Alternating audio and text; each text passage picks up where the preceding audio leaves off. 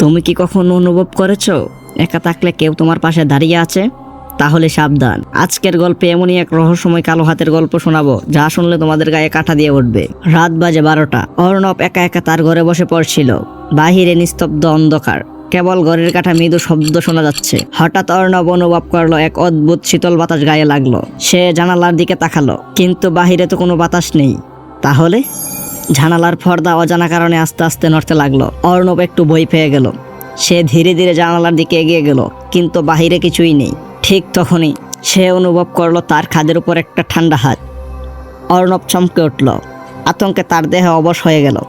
ধীরে ধীরে সে পিছনে তাকালো, কিন্তু পিছনে কেউ নেই। তাহলে সেই কালো হাতটা কার? নাকি তুমি নিজেই এমন কোনো কিছু অনুভব করেছো? কমেন্টে জানাও।